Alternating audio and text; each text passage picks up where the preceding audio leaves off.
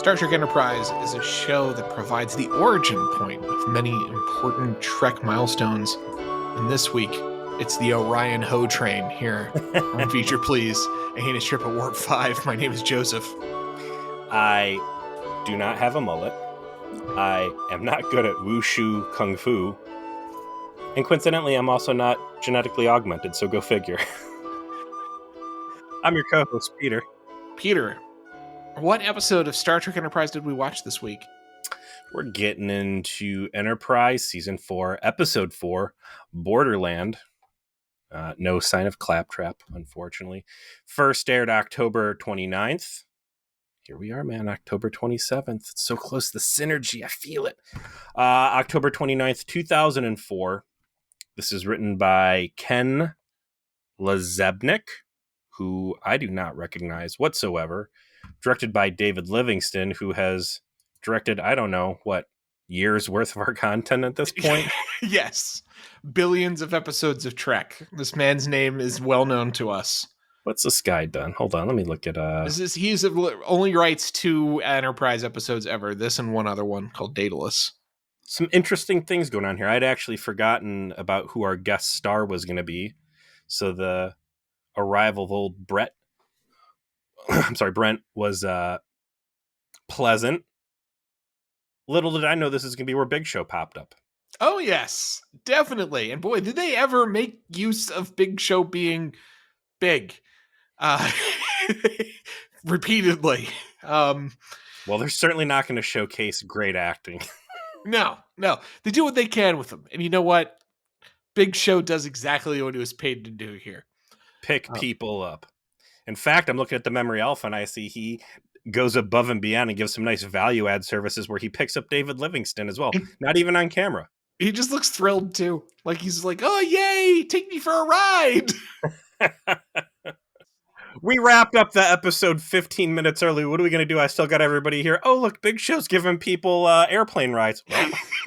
Sign me up. Let's take advantage of David's generous directorial style. And Jolene looks like she loved it so much earlier. Well, we'll get to that scene. I've got pictures. So this begins the Enterprise arcs. Several different multi-episode arcs is what dominates the season. Oops, they're all arcs. All arcs. And so this is the first of a 3-parter in regards to the whole story of the augments. And it's great. It's great. Like, this is a fantastic way to do the show. And I feel like they really cracked the code on how Enterprise can be a good and compelling drama with a lot of continuity and without it being like a too serialized, like maybe season 3 wound up being. My wife decided to watch this episode with me. She did not watch it in a normal state of mind. Let's say that. Okay. Which I think is what convinced her to even watch Star Trek Enterprise with me in the first place. I don't know if she would have classified this as what was the words used? Compelling and what? Compelling was one of the words, yes. I think she enjoyed the experience of watching it, not without her own jokes to make. And certainly there's a level of camp in this episode that she certainly, yeah. And that's fun. Yeah. Something you didn't get a lot of in season. It's hard to have fun when terrorists want to cut a hole into your planet's core and blow it up with a space laser. But when you have kung fu fighting augments who are taking over Klingon ships, there's more that you can kind of do there. That's like, oh, this is great, right? Like this is a good time. We've already spoiled that this is about the genetically engineered augments. So before we start discussing the actual plot, can you walk me through some history here? Because I did not watch TOS its entirety. And certainly that was not really ever a focal point of Next Gen or Voyager. How much of the eugenics wars, which I believe at this time was still separate from World War III, right? That is correct. They only finally kind of fixed that in Strange New Worlds. Right. How much of the eugenics wars was initially discussed in TOS? That's just one episode. It's the one episode when they find Khan called Space Seed is when it comes up at all.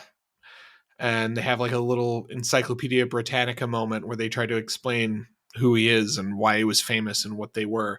And there was a book that was written probably in the late 90s, early 2000s that attempted to sort of create a chronology and a real history of the eugenics wars and Khan specifically to kind of flesh it out more. That was for a long time like seen as like the canon explanation that would move forward. But I think most Trek basically wanted to avoid talking about it because it was something that was supposed to happen in the 90s and then didn't, right? So it's that first point of divergence, because that's what they say in Space Heat, is it happens in the 1990s, which would have been, you know, oh boy, 30 years from now, it's like whatever, right? We can make up whatever we want at the time. So it created this problem where it's like, okay, well, this is clearly a spot where we've become total science fiction already. So what do we do with it? And so rather than deal with it, I think most everybody just decided to ignore it. This is the Time first, honored Star Trek tradition. and Kick the can down the road. it indeed, and it isn't until basically DS9 that you get any kind of serious material about augments at all, let alone like Khan and the eugenics wars. And I think this is the first real attempt post Wrath of Khan to really bring in the true blue augments from the eugenics wars era to show like what these kinds of people are. And again, I mean, this is all post DS9 too, so whatever may have happened involving Julian Bashir and I don't know. I'm sure Section 31 was involved in all that somehow too, but this might have been a cool way to retcon some of that. So just so my augments timeline is correct, Khan from Wrath of Khan, Star Trek 2, was born in the first time around was born in the 90s, took over a third of the Earth, right? Yes.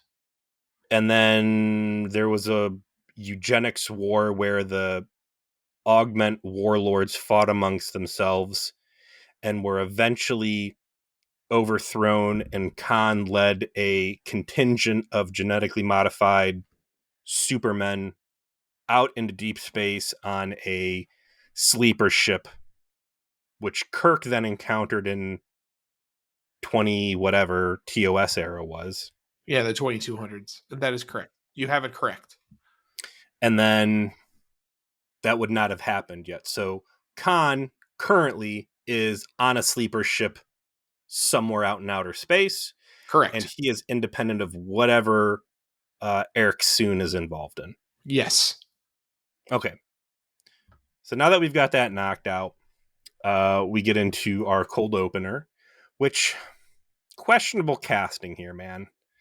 Or maybe a subversion of expectation, but we've got a bird of prey floating around, having a good time. And it's very reminiscent of this Lower Decks arc that I've been in. We're in season 4 of Lower Decks right now, right? Correct. Yeah.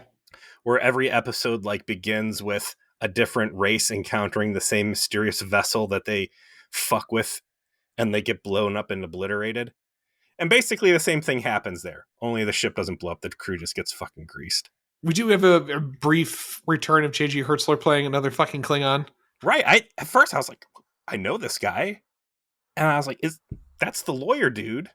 What's he doing on a ship? Like, I love that you know him as the lawyer dude. It's awesome. Yeah. Let's see. Klingon Goodman. Klingon Saul Goodman. Yeah. Saul. How do I make a better word out of that? It's too late. That episode's over. I can't put the time in on it. But I'd say you can't reuse the same guy in the same makeup.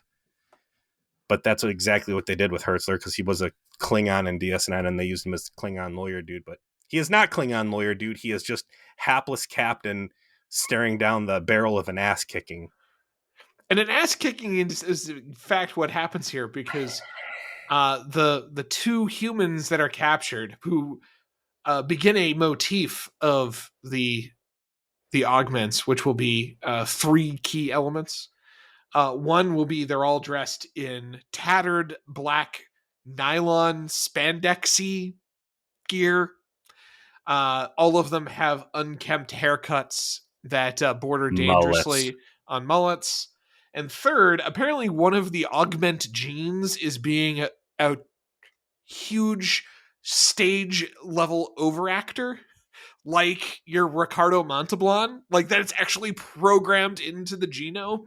Because all these dudes are way over dramatic and over pronunciating their words with dramatic stares at all times. I honestly think they were told, act like Ricardo Montalban did.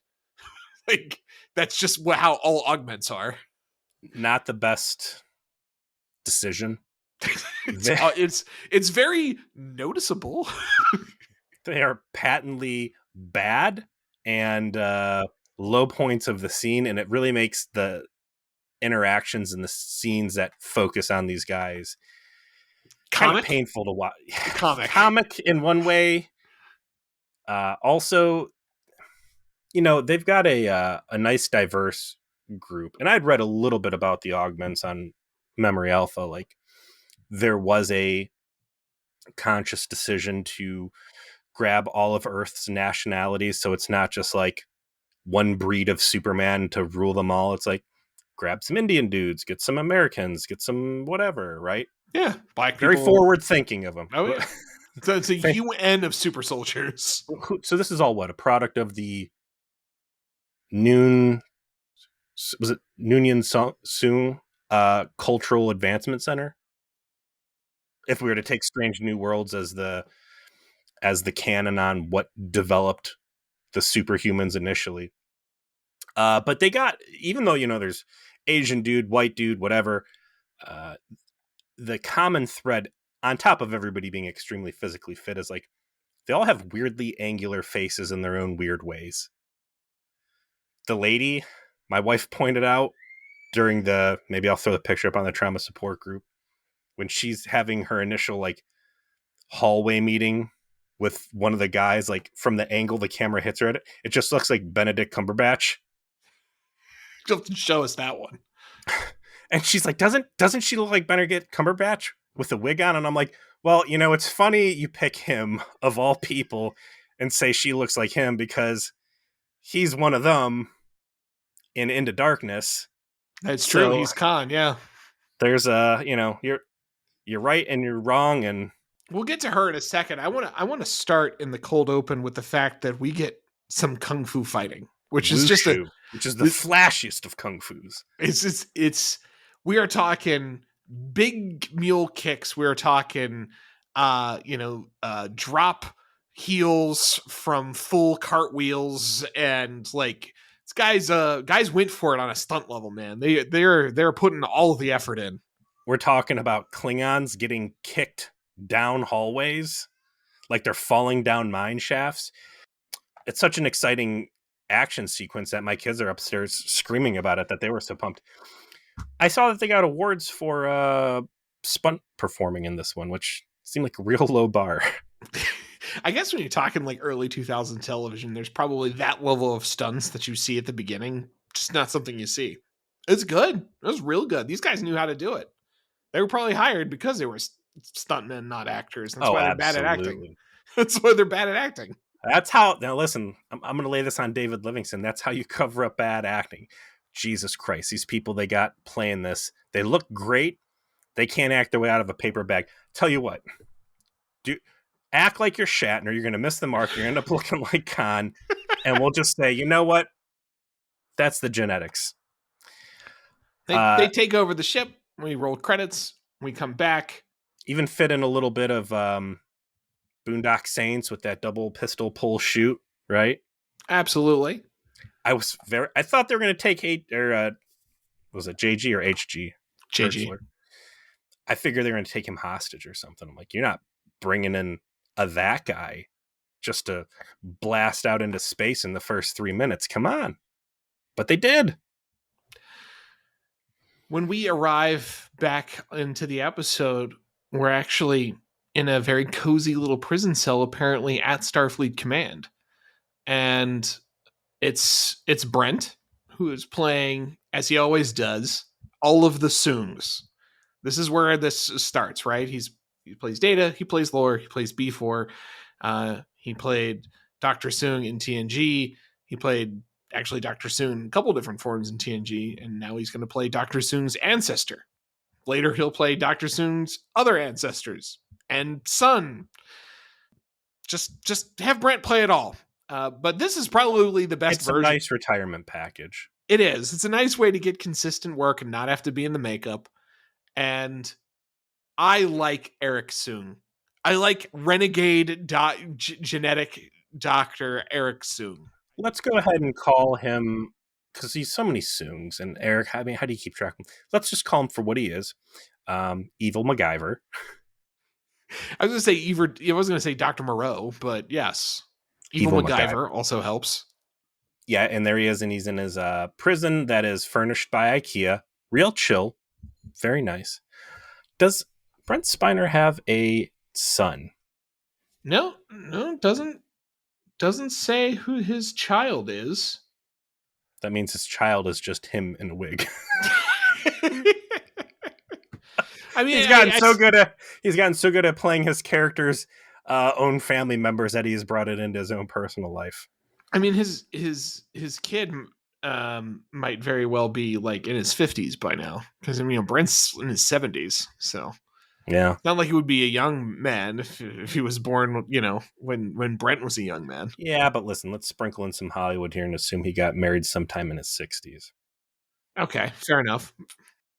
I agree with everything you said. This guy is a healthy departure from the Soongs that we have seen him play prior, and I would say even since, because we got some Soong action out of Picard season 1, and I don't know if was he in 3. He briefly appeared as Soong's son in 3 as well. This guy, he's not evil per se. No, or is he? I think he is kind of on the edge between like chaotic neutral and chaotic evil, but definitely I think is closer to neutral because he makes every effort to not kill any member of the Enterprise crew, which I think says a lot. True. And his monologues through the episode, I just looked at my notes. Yeah. Forget about MacGyver. Soong is very clearly Rick Sanchez. Okay, yeah, you're right. He is Rick Sanchez. Minus a portal gun. And that's exactly the vibe that he gives off the entire time. He is academically superior to everyone around him. He is quick to let them know that. He is not shy about shocking opinions. And, this is a guy with not a Machiavelli, but, the ends do justify the means. And he knows what's best for humanity. And by God, he is going to do everything within his power to realize that plan that he has. And it has not worked out super well for him because at some point, obviously, he was captured. And let's just go ahead and go a little deeper into his story. He had been some sort of a sanctioned scientist working at Cold Station number 12. Correct. Which is a Black Ops off the books research facility. And along the way, he had become aware that there were augment embryos that Earth had kept around. This is a theme with the Earthlings, by the way, is they take things that are very dangerous and can lead to the end of the world, and they keep them around. Sometimes in a bread box, in Jonathan Archer's case, along with the avian transmography flu. But Soong decided that he had better plans for these genomes than Cold Storage Station 12, and off he ran after stealing a bunch of them. Get caught about 10 years later, refused to give up where he took those embryos to or what happened to them, and has been sitting in a Federation, not a Federation, in an Earth jail ever since. And he is getting a visit today from one Jonathan Archer. He's apparently not allowed any kind of technology because while he is Rick Sanchez, that means a simple pad can mean he can unlock every door in this high security place and run to Sausalito. So he can only have a pen and a paper. And this guy is such a mega genius. He's literally just inventing new genetic modification techniques on the fly as a hobby that they just clear out eventually from his office so he can just do more because that's how he passes the time. So This is probably the most interesting portion of the episode to me. This guy has literal stacks, reams and reams and reams of paper that he has hand coded gene sequences and other amazing feats of science. They're all hanging up on the wall, very orderly. He says that every couple of months they come in and clear his room out, reporting that all of the paperwork is just destroyed. I'm assuming that this is a plant on someone's behalf that, like, we're going to go back and revisit this. And in fact, all of those notes were absorbed by Section 31 or something else, and that there has been. You're a wise man, Peter. You smell it, and you're like, Okay, so they do capitalize on this. Mm-hmm. Good. Well, listen, so many times there's things that they lay out there, and you're like, oh, this is cool. They're going to do something fun. Never to be heard from again. Damn you, Voyager. So I'm glad to hear that. Good. But he's like, hey, Jonathan Archer, the hero of Earth. What are you doing here? Are they naming this prison after you? Which falls right in line with Home, where the captain of the Columbia, was you say her name was Hernandez? Hernandez, yeah. It's like, oh, there's like 7 schools named after you now, right? And this is something nice continuity that it bothers Archer to hear this brought to his attention. Soong is such a ahead of the curve genius. He knows that Archer is bothered by it, and that's why he does it, right? Like that's part of his character that I really enjoy, is that he, we'll see through this episode, he is 3 steps ahead of everybody. But he doesn't do it just to succeed. He does it also to just make people feel bad a lot. It's kind of where the evil side comes out a little bit in him, where he's just kind of fucks with people to keep them off balance. Again, very Rick Sanchez, right? Yeah. And he's doing this because he can already detect that Archer doesn't like it. And it's a nice character point for him. But Archer comes in to say, yeah, so I'm here because a Klingon ship got taken over by a bunch of people. Klingons are mad about it. And we found the DNA of the people who did it because they dumped all the bodies into space. And they're augments, specifically matching those embryos you stole. So they're definitely the augments that you raised. And that means you're coming with me because we're going to go bring them home. That's the mission. We're going to go get them because the Klingons are fucking pissed and they want resolution to the fact that one of their ships got hijacked by what they perceive to be a bunch of jabroni humans. I like the way that Archer mentions to Soong, like, there was a very specific genotype, and like Soong be like, oh shit, it's my dudes. Mm-hmm.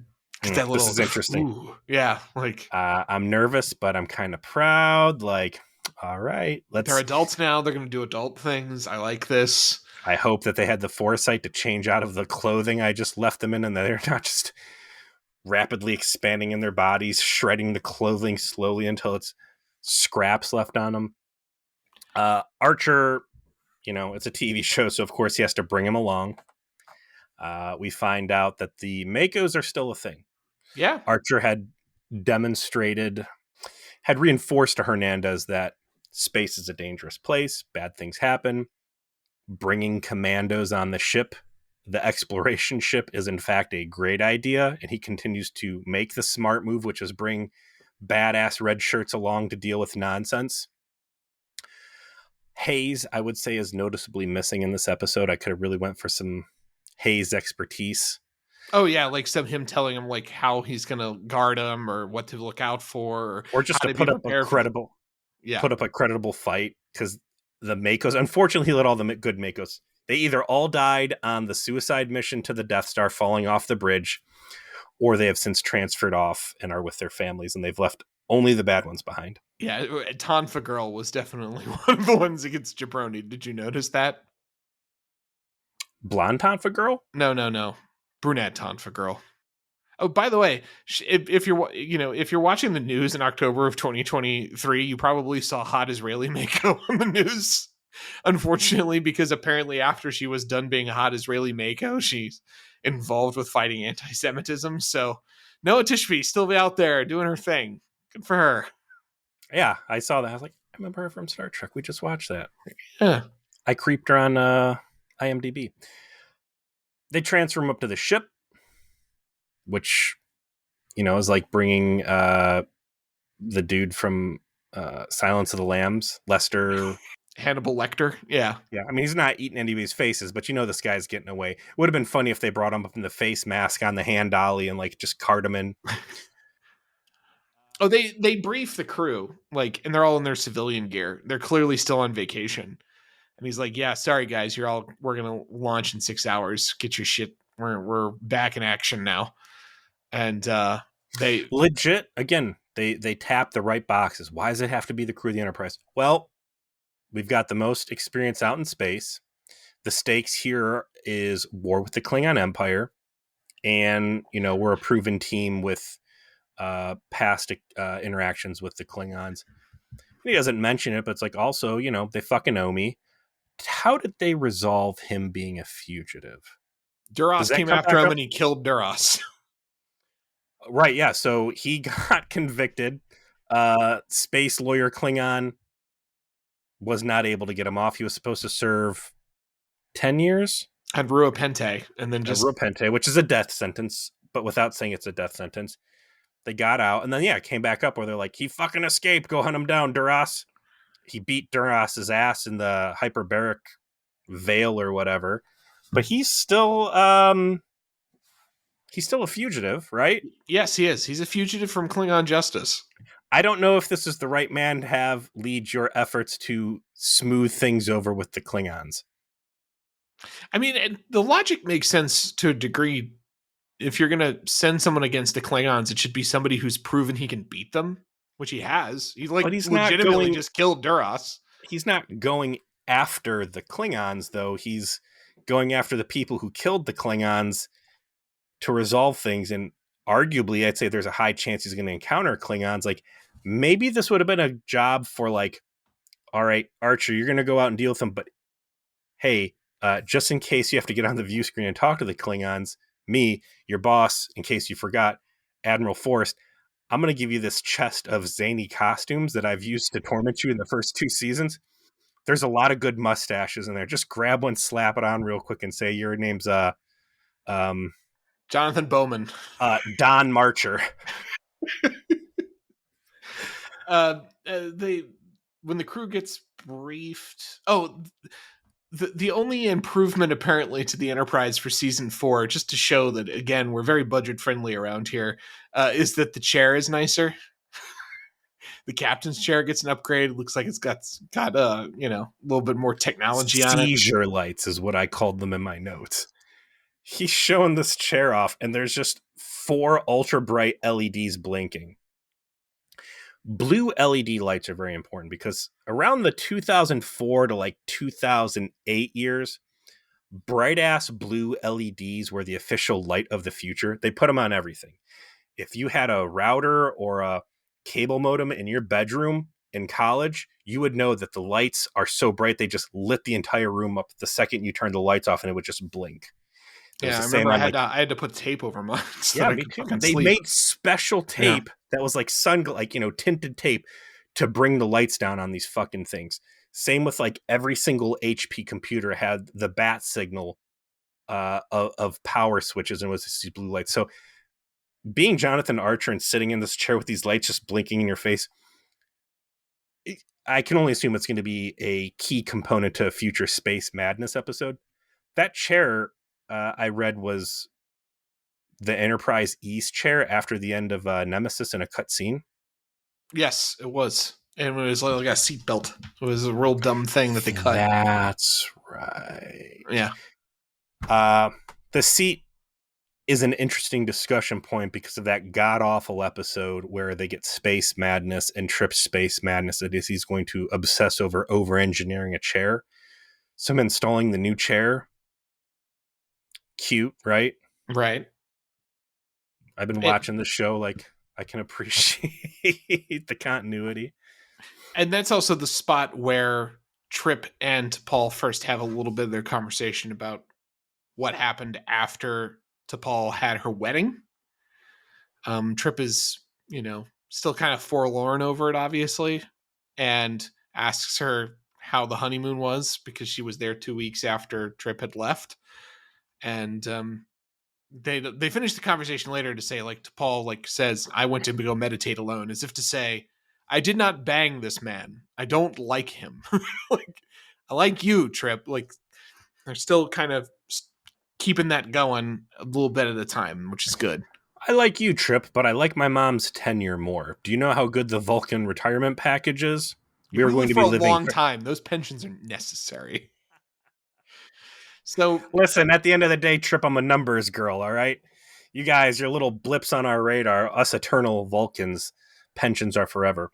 briefly, we do have another scene back over on the Bird of Prey where the overacting augments invite on the rest of the augments, and apparently, like, this attack was not sanctioned because the leader, who's a giant chat of a man who can't act any better than the rest of them, named Racken, admonishes the future leader of the augments, Malik, for doing so. And this is also where we find out where the I guess the one available augment lady, Persis, is Malik's consort. There's Uh, several ladies. He's got you're right. There are background sword ladies. maidens. Yeah, but this is shout out to Persis, whose actress. Well, she's in the same tattered rags as everyone else, but she fills it out in the way only a mid 2000s hottie can. Yeah, high def nipples. Just that had to be awkward. Uh, but hey, Brick Berman's gotta find a way to jack off to Klingon Tip cheers of the somehow titty or whatever. iceberg on this episode. Whatever, Yeah. whatever. Like, oh man, this is real nipply Berman here. Like, Mm. chill out. Just wait till we get that Orion scene. And so we get the tension there, which is we've got a guy who's in charge, and he's might as well write, "I am not going to be in charge for long" on his forehead, and the way that he antagonizes everybody. And then before the plot really starts, we actually get a good scene between Phlox and Soong in sickbay, where Phlox is reviewing the genomes of all of the augments that Soong had stolen. And this is at Soong's request. He seems to admire Phlox. They had communicated previously. They were colleagues.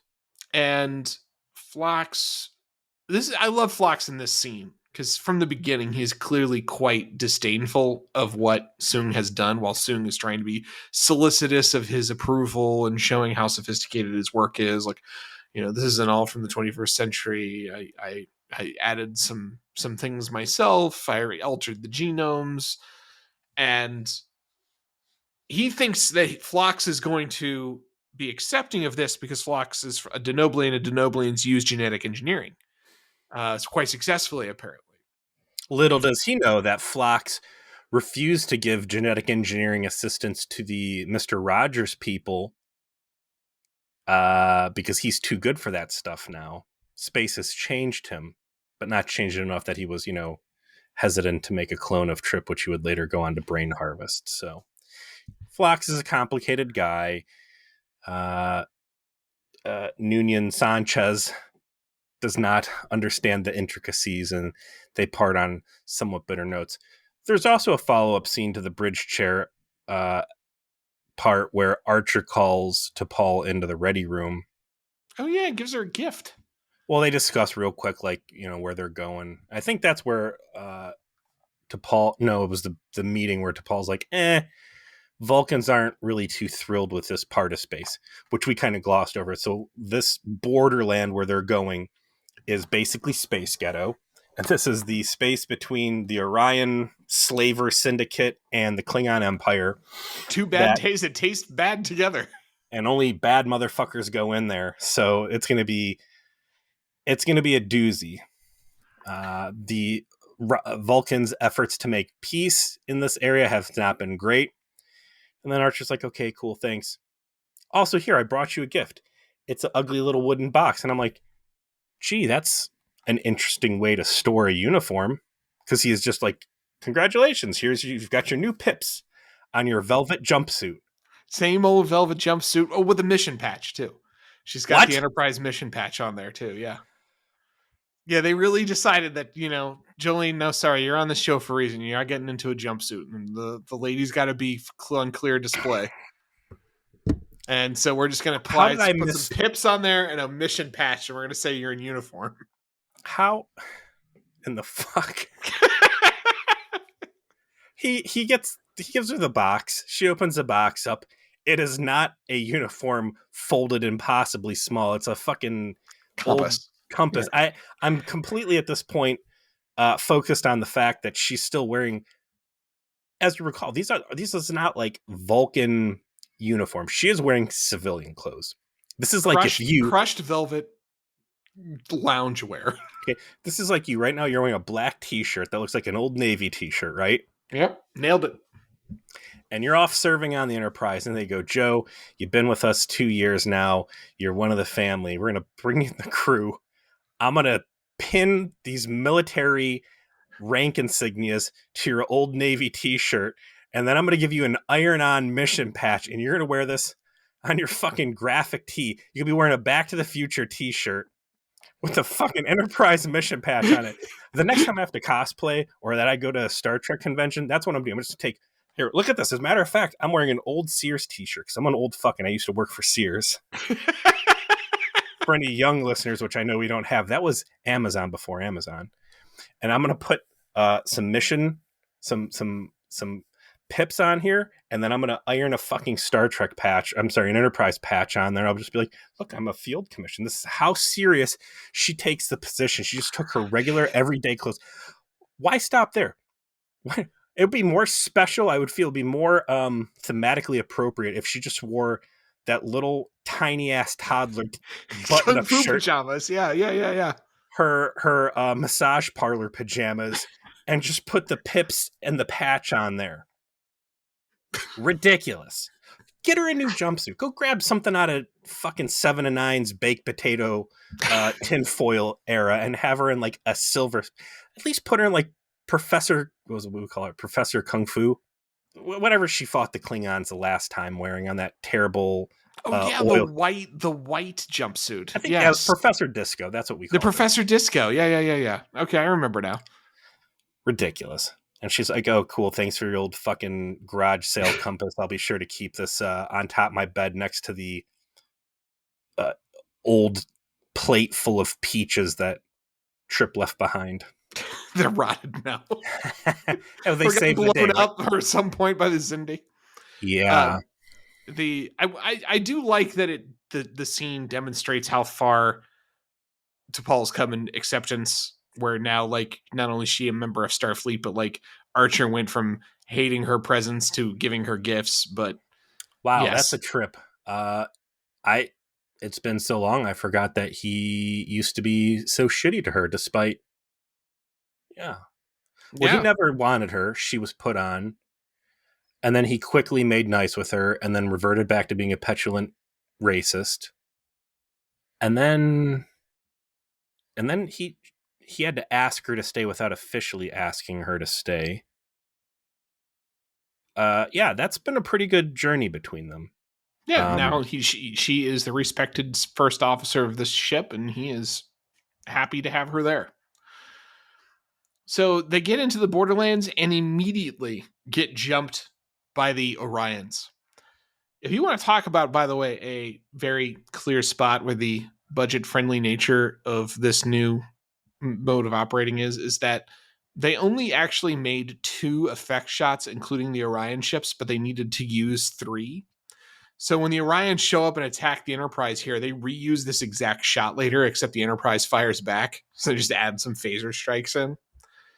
But they show up, they start shooting, and eventually do what slavers do and just randomly take 9 people off the ship and then bounce.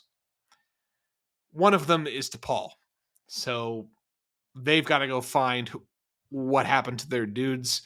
And Rick Soong is being an asshole about it, but does say, like, I know where they took him. It was the place I have to go to get supplies. So I have a relationship with him. So this totally not a trap thing that I totally didn't set up is where we got to go. So, and you're going to have to take me with you to this planet filled with criminals where I know people and you don't. You think this is a setup? He says as much later. Like, he Does he? admits it. Yeah, when I he's in the thought break, where he's like, where Archer's like, I imagine you set that up hoping that you be one of the people they kidnap. And he said that did occur to me as something, as an outside chance. But he admits, like, yes, I did set up that the Orions attacked you immediately. how would he have communicated with them? He's Rick Sanchez. Fair. I thought when he was saying getting him to admit that he was naughty, it was that, you know, you had the full intention of running away once we got down to the surface and whatever. The Orion ship's vaguely Romulan looking, but still pretty cool. This has been, what, the third time now that there's been flyby transporter thefts on the Enterprise? Time to invent shields, bros. Yeah, time Get to on get it. Wunderkind Reed Crusher over there and have him sit down and augment his shield technology so it doesn't stop just cum shots and we can start deflecting some transporter beams. Because there's a lot of people out there with transporters, and you're lucky you haven't faced the race yet that just gets in a fight and beams you all into space. Just hit up your boys and the Andorians. They got shields. They're willing to share. Shran's your frenemy. Vulcans have shields too, though, right? They do, but they also don't like to share. And Shran's a homie, so Yeah, well, listen, you know, we just saved the galaxy from space goo, fluidic space. Like, please give us at least like dumbed down shields so we're not getting yoinked off our ship anymore. they arrive at the planet called Varix 3. That is where the Orions apparently are having the slave market. And when they get down there, that is when we start to see the That most ridiculous. TOS budget friendly rags hanging from ceilings with green lights. I appreciated the 60s camp of how funky the set looked, right? Oh, yeah, it works. It works for what they're trying to do, and the budgetness of it doesn't actually detract from it, right? It's cheap, but it doesn't look too cheap. Speaking of cheap is Ensign Pierce, who may as well be just screaming game over, man, game over in his cage. This guy looks like a Jim Brewer facial character. I love the idea of a guy who just signed up because he was starstruck by Enterprise's missions and wants to join in the space heroics. And the very first time out, he gets fucking snatched off the ship, gets a fucking bomb strapped to his neck, and he's gonna be sold as a slave, and he's freaking the fuck out. That is awesome. No, man, I read all the mission logs. It was like 2 years before a single person died. Like, they went up against space spiders and butt probe Martians, and everybody was fine. Like, how is this happening, man? Game over, man. Game over. I would have liked T'Pol to be a little bit more freaked out here, right? She's got emotions. She should also have a little bit of jonesing and withdrawal still.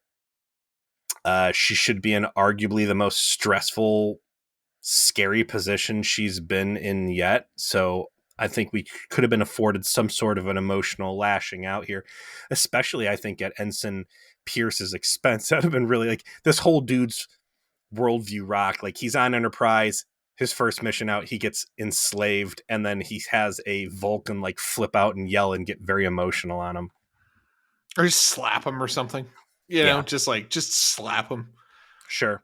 A lot of cool costumes, and this has been something that Enterprise has done well since the first season, the first episode, really.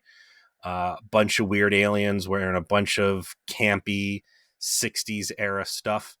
Did you see in the cage there was a Pop-Tart fuckface in there? Was there one? Yeah. It was just quickly, it was barely in the way, but like the Count Crotchula spider face people that tried to hook up with Hoshi. It makes sense though. We were told there's a bunch of them Yeah. that Count Molestula was a cast off. So yeah, that could Yeah. be. Um, Especially now that the thermobaric barrier is down and they can get out of the expanse. Yeah. Yeah. Yeah. Yeah. Yeah. So, uh, T'Pol gets snatched out of the cage pretty quick by one of our special guest stars, and that is, of course, the Big Show, who is playing a muscle-bound Orion man, and takes her over to be sold. And when I say takes her over to be sold, I mean literally takes her by her arms, grabs her entire torso, and lifts her up to show her off like she's a piece of meat. There was a quote in our Discord about this particular moment. I wanna read it because it was really funny. It was, I've got this image in my head of a conference room at UPN where Jerry Ryan and Julian Blaylock are brought before Rick Berman and Brandon Braga and presented in the same way for their approval. As Barbie dolls on display. My wife saw the exact same thing I saw, demanded I rewind it, and she's like, was that a mannequin? And I was like, yes, I believe it is. And we rewound it. It's such a wide shot that has to be a mannequin. Well, it's not at first. And then they go to the wide shot. And again, look at the one I put up in the trauma support group. I don't think I'm looking at the wide shot right now in HD. It's her still. No, absolutely not. Dude, look at the way her hair moves. She is rigid as a fucking board. It is the most unnatural thing. Watch the actual clip. I refuse to believe that that is actually her. And it feels to me like she got... It's when they set her down and she moves. It's definitely still her. Like she like moves like a person after she gets set down in the wide shot. Yeah, whoever's listening at home right now, go watch this. You know what? Maybe we'll do another poll. You know, I'll crush you again. No, you won't. First of all, we're 1-1. Second, I'm correct here. Truth shall set you free, Peter. I think that she hit some sort of a weird moral wall where she's like, I refuse to be picked up and shown off. Go get a fucking mannequin, put the stupid jumpsuit on it, put a wig on it. He can show her off, and then they'll cut back into me. Because I refuse to believe that big. She moves as a human, man. We'll see what the polls say. It is a ridiculous shot, right? Like, it is... On one hand, it's exploitive, but on the other hand, it's just funny, right? Like the Big Show is just so much larger than Jolene Blalock that he can just lift her up like she's a child and show her around. Everybody is so much. She's a child compared to everybody. Like maybe True. Hoshi, which does Hoshi even get to talk in this episode? No, gosh. I mean, we should have a discussion at some point about like poor Hoshi and Mayweather. In fact, you know what? Just poor Hoshi. Mayweather gets lines. Like, Mayweather gets to fuck dudes up. Yeah. Yeah. In fact, I would say that that's the only thing that was missing from this episode was Mayweather, throwing down with one of these augments and showing his true powers. Tell me that's to come, please. God, if he could get a good solid shot off a augment and be like the guy that gets to go back to Earth and brag and say, I beat an augment's ass. But he wouldn't brag because he's nice guy Travis, right? Like he's gonna be in the middle of another bar fight, punching 3 people at once, be like, "Oh, hey guys, what's going on?" The most vicious, coiled up Jack in the Box ever. Speaking of the augments, I forget who the conversation's between, but there's a healthy smattering of scenes where they condemn the process of genetically engineering and augments. And it's interesting to watch this final entry into Berman era Trek, and the continuation of Roddenberry Trek, where the augments are bad guys and bad and dangerous, and contrasting that with what we just watched in Strange New Worlds, specifically episode 2, which was the courtroom one, and a couple of other times where they're like walking that back big time and like, no, augments are people too, and this is fine. And yeah, some augments were bad, but equality and undo the racism and everything else. I didn't like the second season of Strange New Worlds, obviously. Um, first episode was real bad, and that second episode, what really turned me off was the failure to really bring context into why the Federation hates genetic engineering. You know, it was all about equal rights, Yas Queen, sticking it to the Federation for their intolerance because you want to make a current day reference. That's not how this is supposed to work in Trek. In Trek, humans are fucking scarred over the tremendous and terrible civilizational toll that occurred as a consequence of genetic engineering. It is why they do not fucking approve. And it's got nothing to do with anyone's on an individual level. And it's everything to do with making sure you set the precedent that this is not okay, so it can't be okay even at any level whatsoever. And that is just a price we're going to have to pay as a consequence of our inability to control this technology in a way that won't destroy us.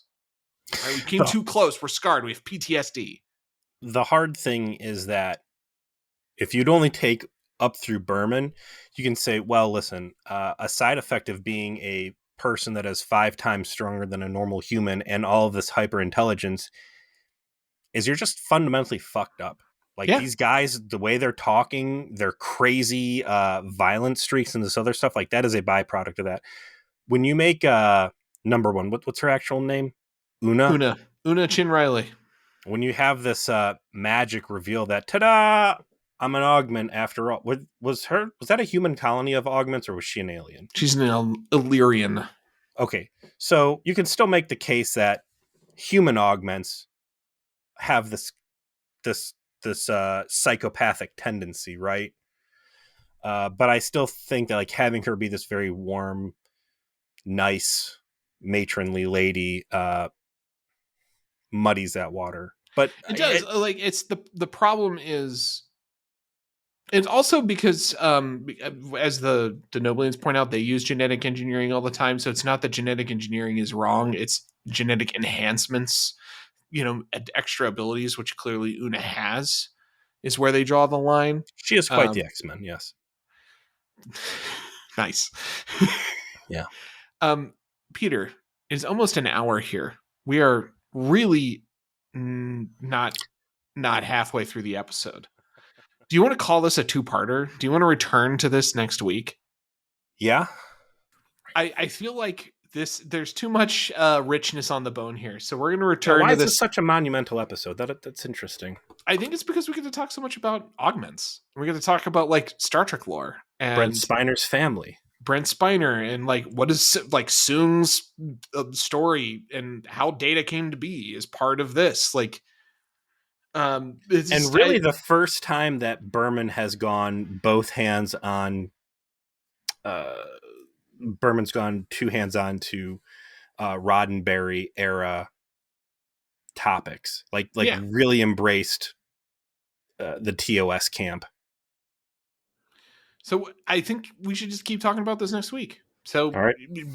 Set yourself up for a 2-parter out there in V'ger Please Land for an eventual 3-parter. It's just the way it's going to be. We'll talk to you later. Listen, there's only 4 episodes this season. We gotta make extra content for you, okay? You're going to hear us drone on and on about the big show more next week.